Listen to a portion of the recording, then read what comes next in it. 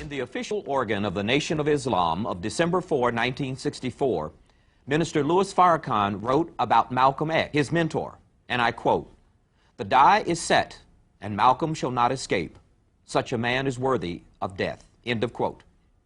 On February 21, 1965, Malcolm X was assassinated in Harlem at the Audubon Ballroom by members of the Nation of Islam in front of an audience, his wife and 4 of his children. One of them, Khalil Shabazz, then 4 years old, would be charged almost 30 years later with trying to hire a hitman to kill Minister Louis Farrakhan. Her mother and Malcolm X's widow, Dr. Betty Shabazz, proclaimed in public last year what has been openly whispered for 30 years, that Farrakhan was part of the plot to murder Malcolm X. 3 members of the Nation of Islam were convicted for Malcolm's murder. One will appear on this program. A documentary film, Brother Minister, The Assassination of Malcolm X, has been released, which, according to the New York Newsday newspaper, makes, quote, "a pretty good case," end of quote, for cooperation between the FBI and the Nation of Islam and implicates Louis Farrakhan. Minister Farrakhan denied the implication and the rumor.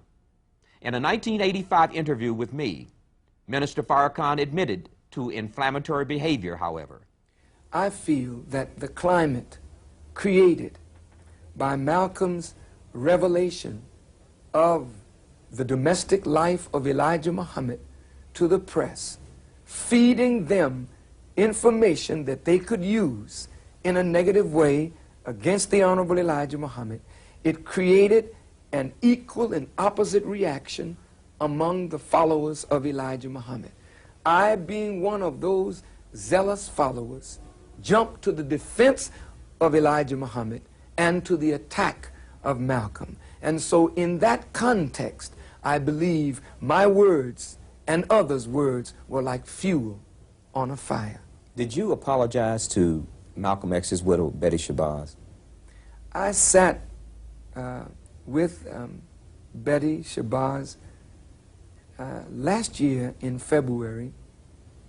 I was speaking in upstate New York, I think it was Albany, and Betty came and sat on the stage with me. I sat with Betty afterwards, and she told me what she had on her mind. I could not speak back to Betty. She was very angry, as naturally she would be. This is the first time she had confronted one of those whom she would look at as a contributor to the condition that led to her husband's assassination. And naturally, in that first meeting, she was exceedingly angry with me, and a brother was looking over my shoulder, and she was blessing me out, if you will. And I took every word that she said, because I feel that it is only when Betty can express herself to those of us whom she feels were involved and who may have been involved, that the healing can begin. Love casts out fear. We don't give a damn about no white man law when you attack what we love.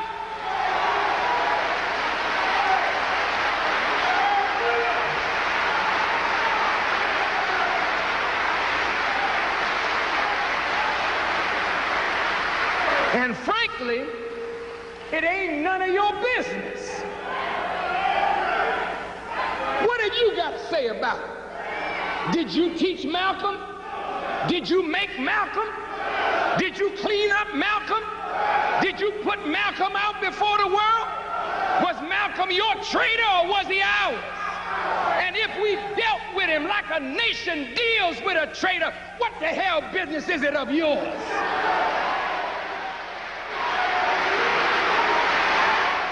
I'm Tony Brown. In a moment, the charge is murder. My guests are the director of the documentary film, Brother Minister, The Assassination of Malcolm X, Mr. Jack Baxter. My other guest is Mr. Khalil Islam, also known as Thomas 15X Johnson, one of the 3 Muslims convicted of Malcolm X's murder. Gentlemen, welcome to the program. I'd like to begin with you, Mr. Baxter. I gave a quotation from the New York Newsday saying that your documentary film, which is now in theaters, it opened in New York, ironically around the weekend that Ms. Shabazz was charged with hiring someone to assassinate Minister Farrakhan, which has focused attention again on the murder of Malcolm X and all of those dynamics, and you're going to move across the country, I'm sure, in movie theaters with your film. Do you agree with the characterization of New York Newsday that your film, quote, made a pretty good case that the Nation of Islam and the FBI worked together to assassinate Malcolm, and that it implicated Minister Louis Farrakhan? Yes, I would say that there's only 11 minutes of narration in this film. It's 2 hours long, none of which implicates anyone or points fingers at anybody. We have 12 witnesses in the film, and within those witnesses, that's where the implications come from. And through certain FBI reports and NYPD BOSSy files, which I was able to procure. Now, BOSS is the New York Police Intelligence Unit, right, that had one of its members who had infiltrated Malcolm X's group and had become one of his bodyguards. Gene, what's his name? Roberts. Gene Roberts. That's correct. All right, now I'm going to get to you in a moment, Mr. Khalil, but I want to share this FBI report that you gave me just before we went on the air, and it. Would you characterize it for me? Okay. There's several FBI reports. This came out 3 days after Malcolm was killed. At that time, the FBI and also the NYPD knew that the killers, the real killers of Malcolm X, had come from the Newark Temple.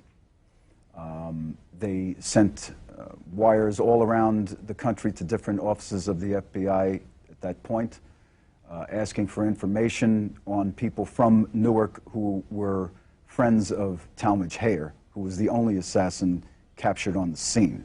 He was wounded in the leg and captured outside by Malcolm's followers. The Federal Bureau of Investigation at that time was running a counterintelligence program against the Nation of Islam. They also, according to our witnesses and FBI information that I got through the Freedom of Information Act, several books written in the 60s, Zach Condo's book and Carl Evans' book written a few years ago, that this systematic counterintelligence program also had a high-level FBI agent within the top leadership of the Nation of Islam. And the story goes much deeper than just a couple of guys out of Newark. Now, we have 2 weeks after this program, we're doing two aspects of who may have murdered Malcolm X. And the second week from now, we'll focus on Carl Evans. As a matter of fact, he'll be our guest. And Carl Evans has said in his book that I think of the top 5 positions in the Nation of Islam at the time of Malcolm's murder, that they were FBI agents, which in effect means that if you accept his allegation, and he documents his allegation, of course, that the Nation of Islam was in effect being run by the FBI or its agents. Well, not exactly run, but okay, tell me. One I know of, John Ali. The other 4 I don't know of.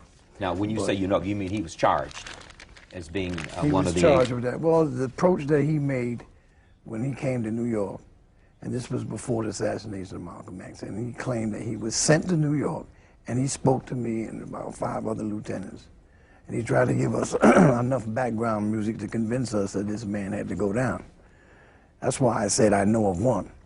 And I found this out 12 years later. That and then when I was on trial, the DA kept asking me about the visit to New York, which I denied. I thought that I was shielding a righteous brother. You know, I was very deceived when my beginning years in the Nation of Islam. Now, you spent 22 years in prison. That's correct. You were convicted. You were one of 3 men convicted for the murder of Malcolm X. Right. You were then known as Brother, what was your Muslim name? Thomas 15X.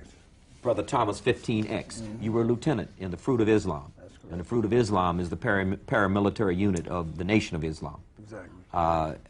Now, you said that you did deny, I've read this and many things, that you did have a meeting with John Ali. Right. Was this the night before or the day before Malcolm was killed? Couple of days. Couple days. Was this at the New York Hilton Hotel? No, we was at, matter of fact, I escorted him to the hotel, and he ducked me. I lost him some kind of way, and I got suspicious of that because I'm there to secure you. Why are you ducking me? But we had that on 119th Street. We had a news office, Muhammad Speaks. Who was at this meeting? All the lieutenants. How many lieutenants were there? It was, I wouldn't say all, there was 5 of us and 2 investigators. And what is an investigator? An investigator is the guy that, say somebody has a delinquent case or the family domestic violence or something like that, or they get incarcerated for some reason or another. They investigate and get all the information and try to feed it to whatever lawyer so they can get a fair trial and stuff like that. But they are members of the Nation of Islam. Right, we had investigators to investigate all the various trouble spots. Right. Now, and you denied the meeting. Now, what did happen in the meeting, and what was the reaction of the other lieutenants to this message? Well, we all sort of discarded what he was saying. In other words, it didn't touch me. And from what I understand, it didn't touch the rest of them either, because after the meeting, we just left, and he knew that he didn't sell a bill of goods that day. Well, after the meeting, did you plan to be a part of killing Malcolm X? No, but I was inflamed like everybody else. Man, how did you feel about Malcolm X? At that time? At that time. I thought he was the worst despicable human being on the planet Earth. Why did you feel that way? Well, because I was naive. I shot up the ranks quite rapidly, you know, but my allegiance was to Elijah Muhammad.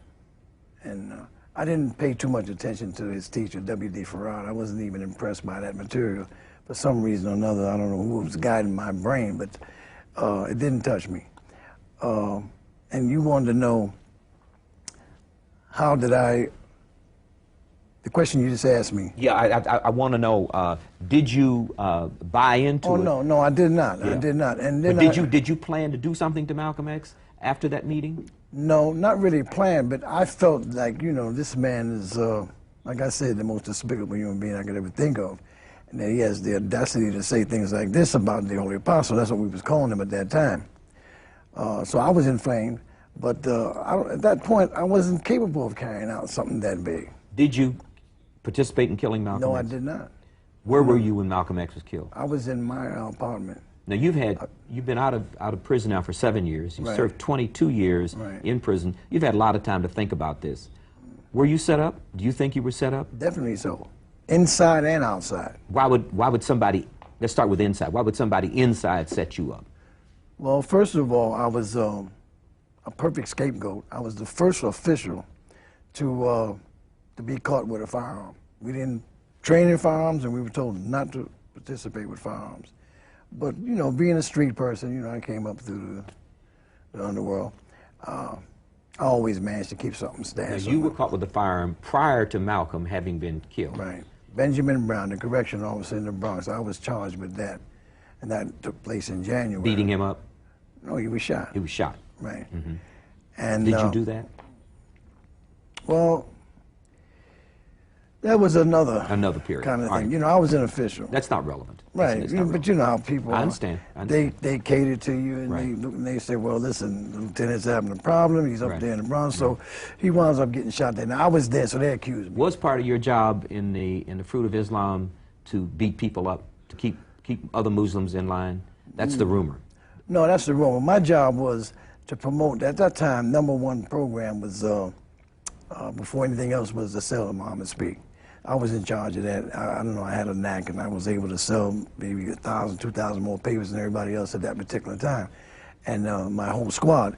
But I was in charge of that, and we was in charge of training there for a while. The lieutenant's responsible for teaching them the martial arts, protecting all the temple properties and whatever.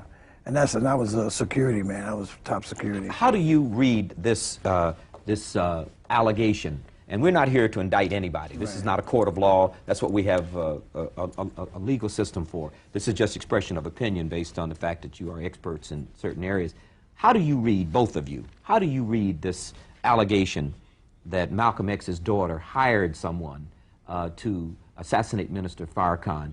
And what do you think of the person that allegedly was hired to kill Minister Farrakhan? I don't believe it.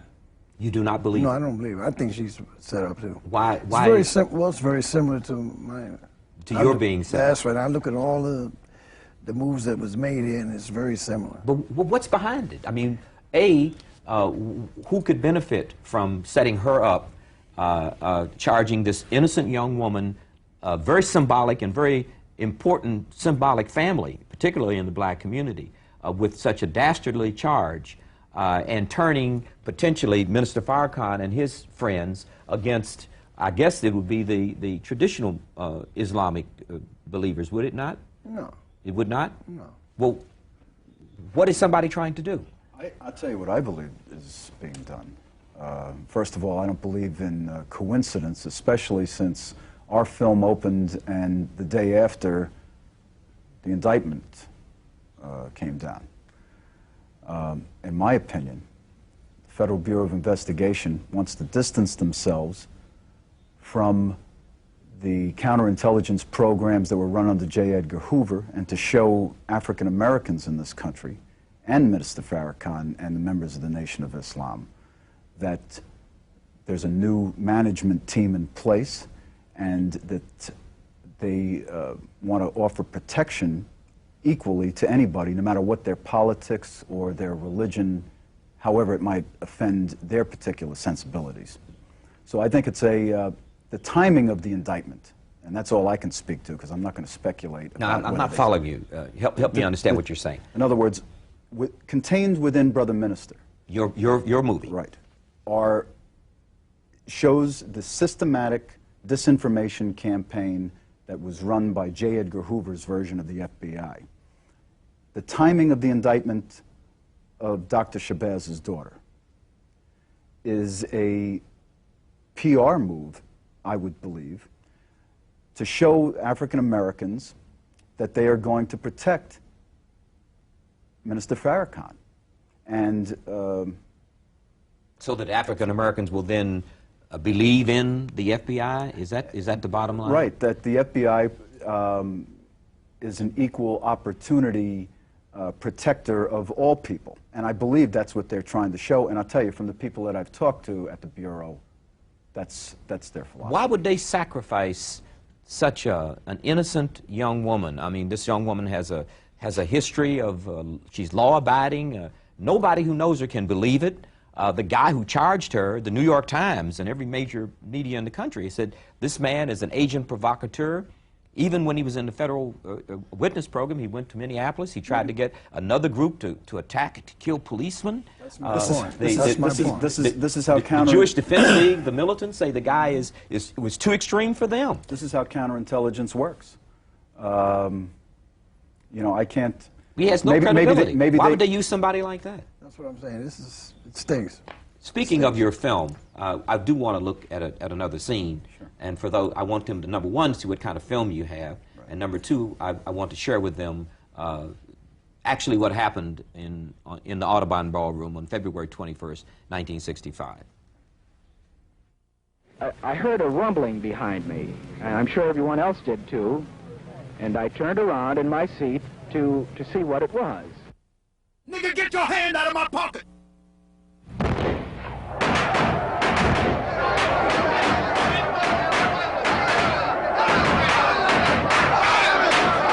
And again, I told them that I had gave Malcolm mouth to mouth.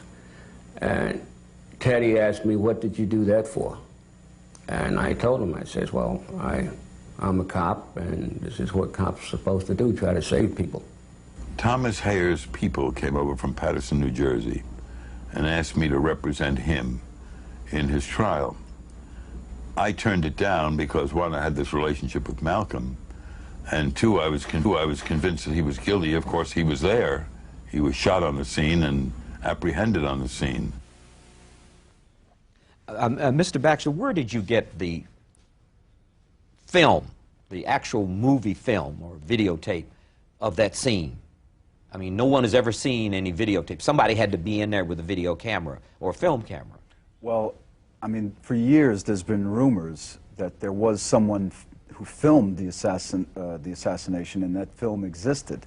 I was get a hold of that and confirm that. But you did have film of Gene Roberts, who was an undercover policeman, giving mouth-to-mouth resuscitation to Malcolm X. Where did you get that footage? It's stock archival footage. Is it? Yeah.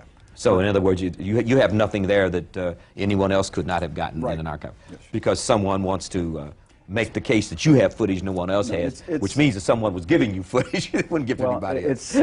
I think that most documentaries that have been done about Malcolm X have shied away from the assassination. As a matter of fact, we're the only film that actually shows what happened, who did it, and why. Tell me, why? Why did, and I think you're suggesting very strongly that the FBI had infiltrated, if I'm reading you correctly, the Nation of Islam, and that in effect there was some form of collusion, if not manipulation, of the Nation of Islam. Am I characterizing what you're saying? Yes, but I would say that that manipulation and the sowing of that seed had to reach fertile soil, and that fertile soil was in the Nation of Islam anyway, and because of their hatred and jealousy and envy towards Malcolm X. And so they just played on that jealousy and hatred, but it did reach fertile And at soil. that time, this was Lieutenant Thomas 15X Johnson, who was fertile soil, who could be manipulated. Of course, I want to make clear, he says he did not do it. But your attitude was typical of the Muslims I've spoken to from that time. They did not like Malcolm because of the reasons that you gave. Right. In other words, everybody was inflamed at that time. You know, that's why I don't make too much of a big deal about this latest statement that Farrakhan made. I think that it's more or less made to capitalize off of. Because the statement that we saw earlier that Farrakhan made is a statement that was traditionally being made at that time. Everybody felt Malcolm was worthy of death. You know, and they set up a phone system to bug his wife, call her every 5 minutes. And just express how you really feel about him at that time. What is your, do you have a religious affiliation today? Yes. What is it?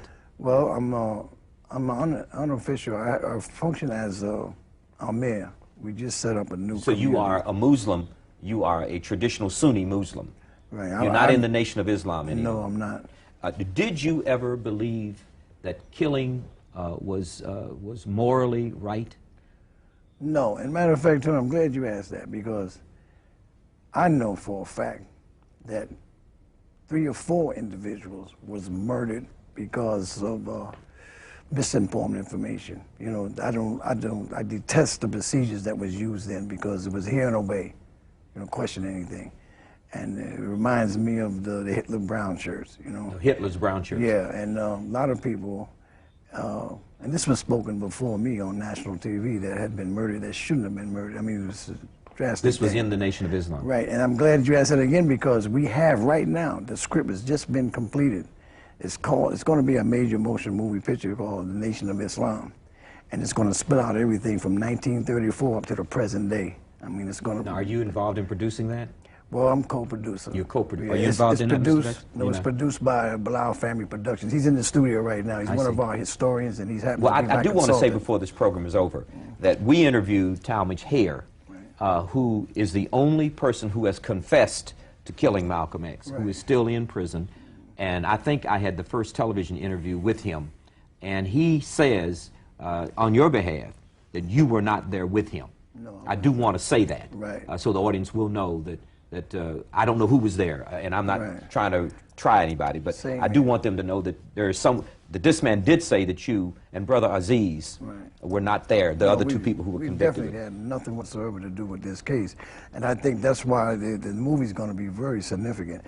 Other than that, the only thing I can say right now that has me kind of, you know, full of anxiety is and I want to give thanks to the producers for Brother Minister, because that was the first exposure, live exposure I had, and to, you know, expound upon some of the things that I felt that was total miscarriage of justice. We have about 30 seconds, Mr. Baxter. What do you think will be the offshoot of this charge that so many people, particularly black people, just cannot believe, can't accept that this young woman, Ms. Shabazz, tried to hire a hitman. What do you think the upshot of this is going to be? You think the charges will ultimately be dropped?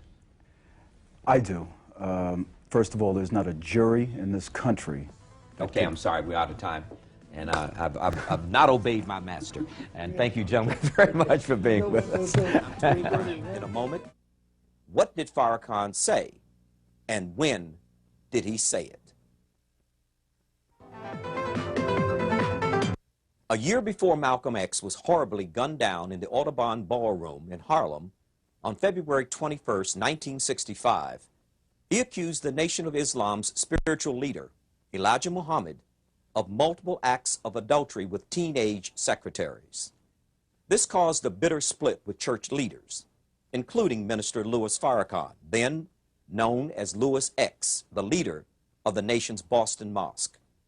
Farrakhan called Malcolm X a traitor, and 2 months before the assassination wrote in the nation's official newspaper words that he is still trying to explain. Quote, "The die is set, and Malcolm shall not escape, especially after such evil, foolish talk about his benefactor, Elijah Muhammad, and trying to rob him of the divine glory which Allah had bestowed upon him.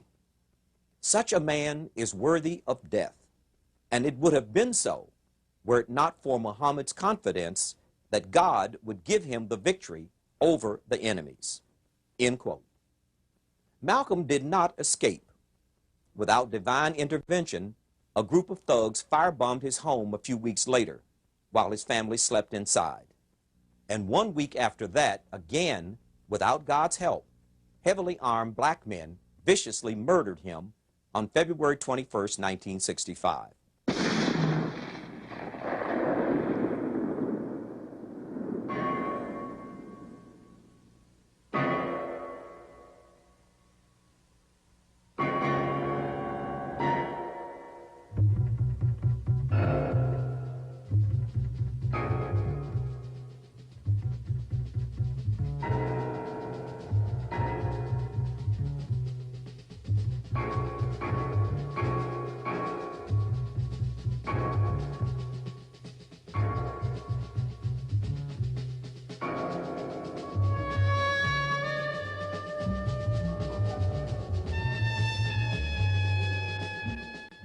Three black men with ties to the Nation of Islam's Newark, New Jersey mosque were convicted of the killing. 2 of them spent 20 years in jail. The third, who confessed for the first time publicly on television in an interview with me, is still in prison. That morning, I would say really the night before, me and the other individuals that I mentioned, we had decided that we was going to move on Malcolm. We was going to kill him if we possibly could on the 21st. And we drew up a strategy, how we was going to go into the ballroom, where we was going to sit, and what we was going to do. And knowing that there would be a crowd there, we figured that it's a possibility that we could do it. That's what we did. What was that strategy, and what did you do? Basically, it was for us to first make sure that there would be no searching. So the first of us to approach the door would know that. If indeed someone was to search, we would just turn around and we would not enter. But on approaching the ballroom, no one searched. So this meant that we could go right in. We are all from out of town. Most of the people didn't recognize us anyway. So we just came in as regular people interested in the program. And our strategy was basically for me and the other brother named to sit down front. The ballroom was broken up into different sections. We sat on the left-hand side in the front. Brother named myself, right in the front row. There was 2 brothers sitting behind me. And Brother, I had a .45, had a Luger. I had a sawed-off shotgun, And our strategy was, as soon as the minister came out to speak, as soon as he opened up his speech, that would fire the shotgun. That and myself, we would fire our guns in the direction of Malcolm. And this is exactly what we did. Farrakhan steadfastly denies that he participated directly in the plot against Malcolm X, but has admitted that his words, at least, did play a significant role.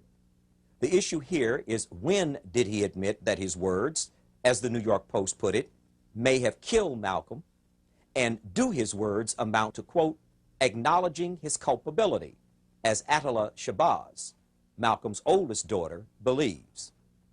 If Farrakhan's words are to be understood, let's look at the history of his words.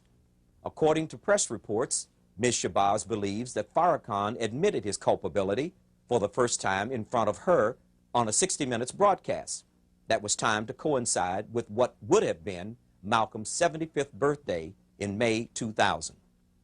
But what did Farrakhan, the former college English major, acknowledge? This is what he told Mike Wallace and Ms. Shabazz on 60 Minutes in 2000. Quote, as I may have been complicit in words that I spoke leading up to February 21st, 1965, I acknowledge that and regret that any words that I have said caused the loss of life of a human being. End of quote. Is that statement different from what he told me on a Tony Brown's Journal program, broadcast in May 1985, 15 years before that 60 Minutes interview, and 8 years before he told Barbara Walters on ABC's 2020 that his words, quote, helped create the atmosphere, end quote, that led his followers to assassinate Malcolm X? In 1985, he told me that he loved Malcolm, but that he chose Elijah Muhammad's side against him. Farrakhan also told me in 1985 what he would tell Jet magazine 15 years later, that the mainstream media was trying to use his words from the past and the love that many blacks have for Malcolm to get him killed. Do you feel that your criticisms of Malcolm during that period contributed to his assassination?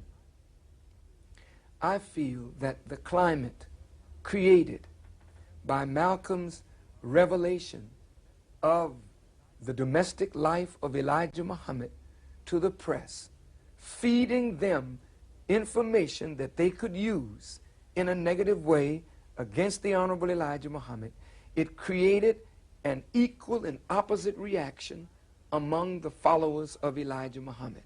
I, being one of those zealous followers, jumped to the defense of Elijah Muhammad and to the attack of Malcolm. And so in that context, I believe my words and others' words were like fuel on a fire. Quote, my words and others were like fuel on a fire, end quote, on Tony Brown's Journal in 1985 sounds identical to the, quote, any word that I have said caused the loss of life of a human being, end quote, 60 Minutes statement in 2000. Perhaps we're splitting words here. And it could be a waste of time because right after the 60 Minutes interview, Farrakhan told Jet magazine that Mike Wallace's aim was to show him as the instigator behind Malcolm X's assassination. He called the 60 Minutes program, quote, pretty vicious, end quote. So where does that leave us in terms of understanding the Farrakhan-Malcolm controversy? In my opinion, back where we were in 1985 when I interviewed Minister Farrakhan. He has not said anything different since then. Therefore, the headline announcing the 60 Minutes show, Farrakhan admits role in Malcolm's death, and Farrakhan, I had Malcolm X slay role, were premature. Did you apologize to Malcolm X's widow, Betty Shabazz? I sat with Betty Shabazz last year in February. I was speaking in upstate New York, I think it was Albany, and Betty came and sat on the stage with me. I sat with Betty afterwards, and she told me what she had on her mind. I could not speak back to Betty. she was very angry, as naturally she would be. This is the first time she had confronted one of those whom she would look at as a contributor to the condition that led to her husband's assassination. And naturally, in that first meeting, she was exceedingly angry with me, and a brother was looking over my shoulder, and she was blessing me out, if you will. And I took every word that she said, because I feel that it is only when Betty can express herself to those of us whom she feels were involved and who may have been involved, that the healing can begin. To this day, Farrakhan steadfastly denies any role other than his words in Malcolm's death. He maintains that the assassination was part of a government conspiracy. Malcolm told Alex Haley on February the 20th, 1965, the day before he was murdered, and I quote, "The more I keep thinking about this thing, the things that have been happening lately, I'm not at all sure it's the Muslims.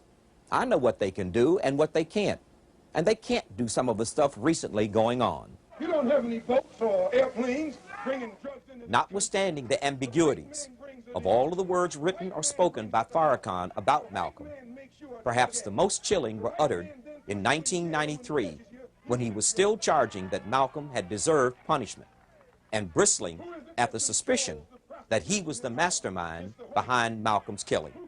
He boasted, quote, "And if we dealt with him like a nation deals with a traitor, what the hell business is it of yours?" End of quote. As harsh as you may find that statement, it did reflect the tone of Malcolm's enemies in the Nation of Islam in 1965, when Malcolm was assassinated. What Louis Farrakhan said, and when he said it, has been a front-page issue that has followed the outspoken Muslim leader for years. He is without a doubt one of the most controversial figures of our time. In fact, it was his outspokenness that pushed him into the national spotlight. On a variety of issues, this is what Minister Louis Farrakhan said on the Jesse Jackson situation. In retrospect, when one looks at the headlines that I received, no one wants to come to national public attention under that kind of notoriety.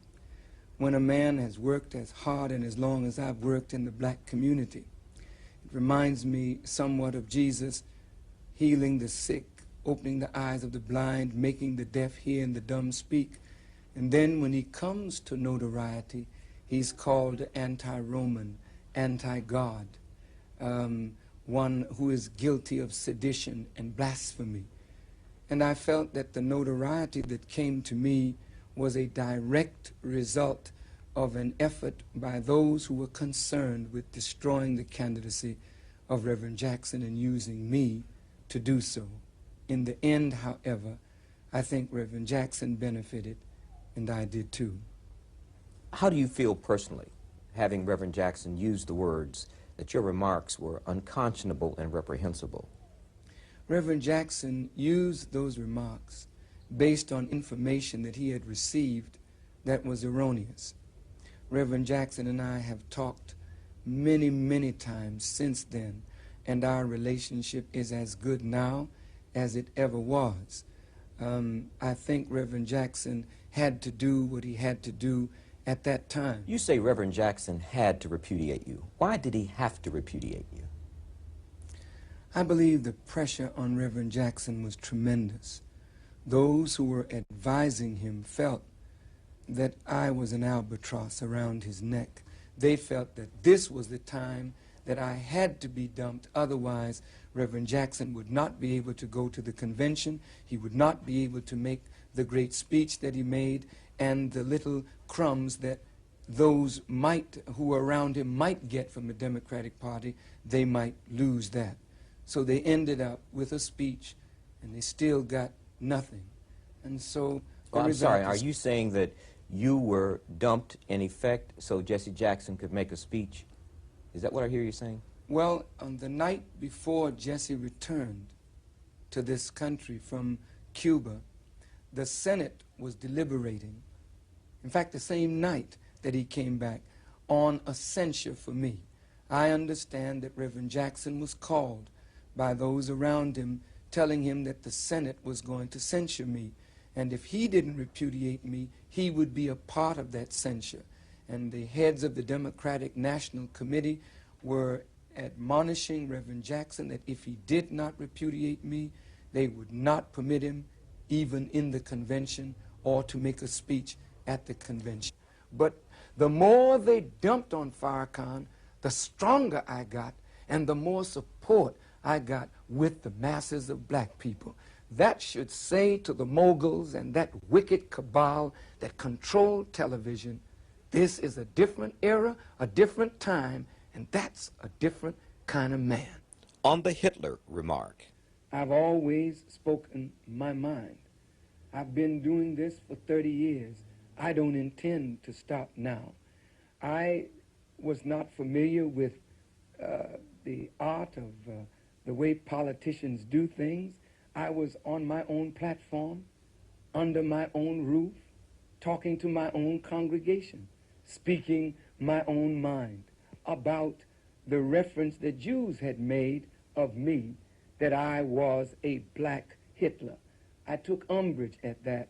And so when I said that Hitler had raised Germany from the ashes and we were raising black people up from nothing, and that's the only way that you could compare me with Hitler, but don't compare me with your wicked killers. Then, of course, in a press conference in Washington, D.C., after we had laid the Coleman a bit to rest, then one reporter asked me, would you say that Hitler was great? I said, yes, he's a great man, but he was wickedly great. The next day, headlines in the Sun-Times, in the New York Post, Jackson Powell says Hitler great. Here Jesse was winning in South Carolina, winning in other states. He never got a headline. And here his pal, his friend, makes a statement that any fool could understand. Hitler was indeed great, but he was wickedly great.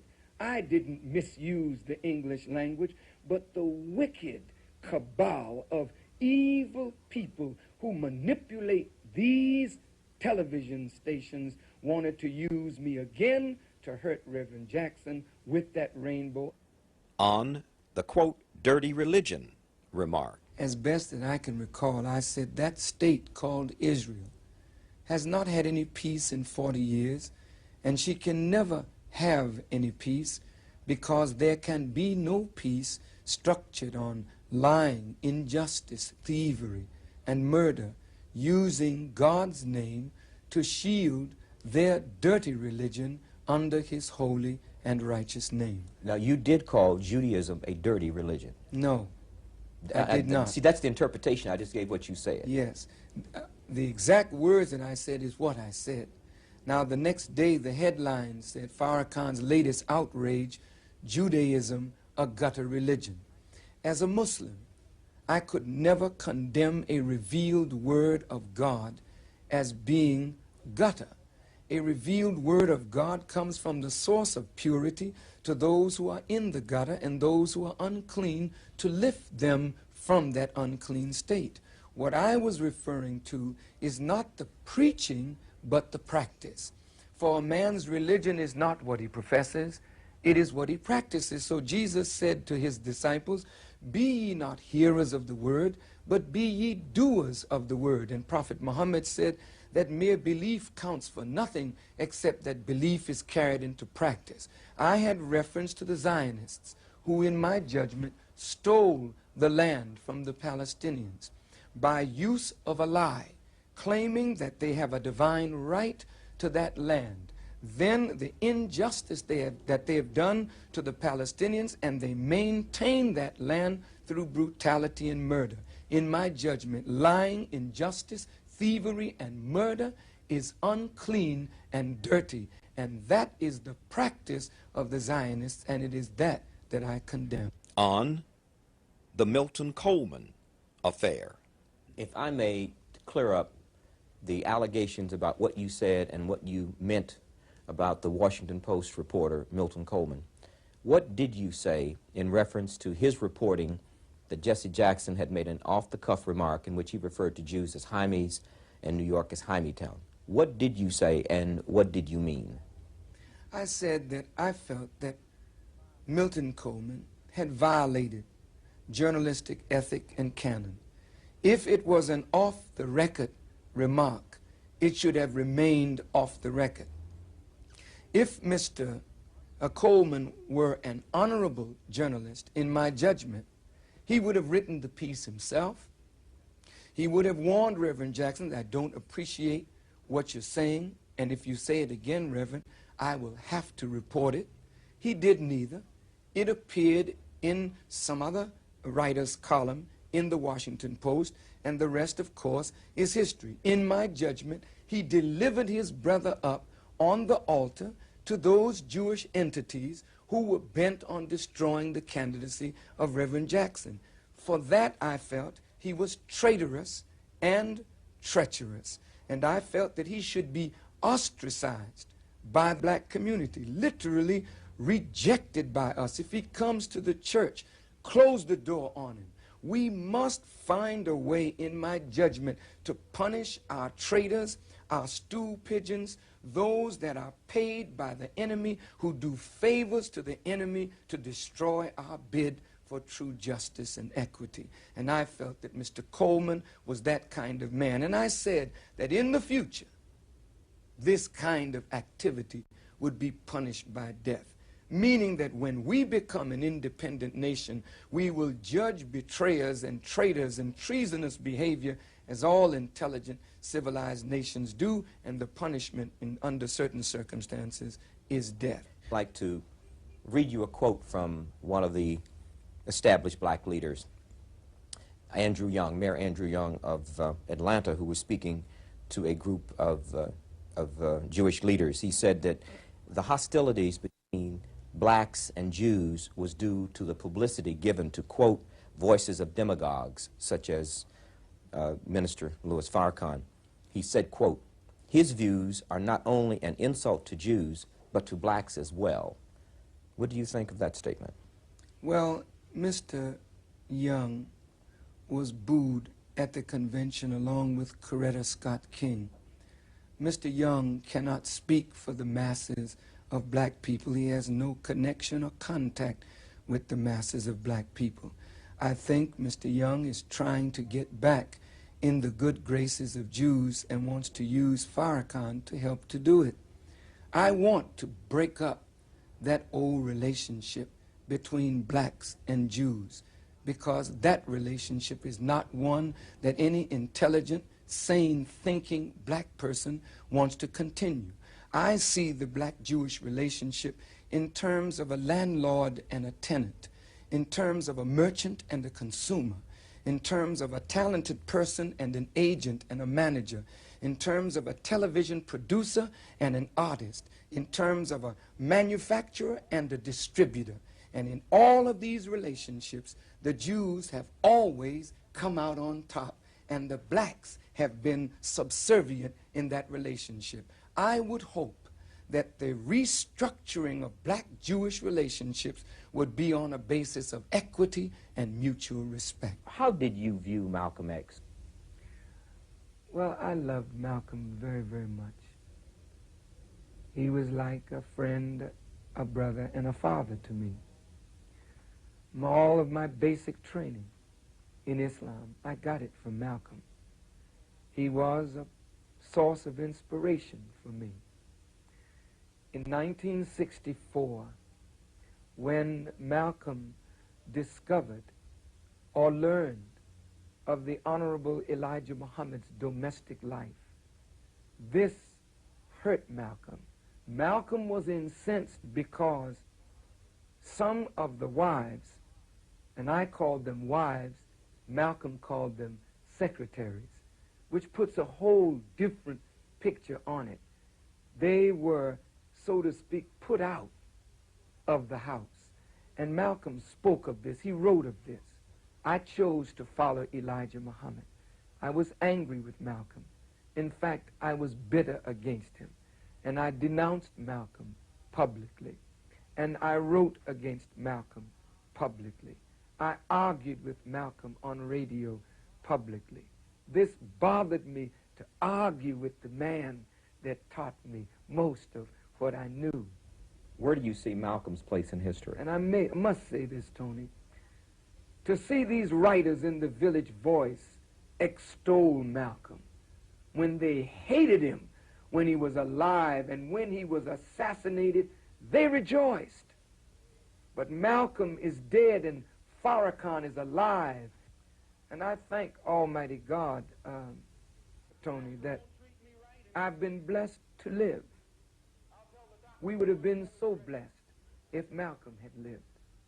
But if all of us are going to live as human beings, as brothers, then I'm for a society of human beings that can practice brotherhood.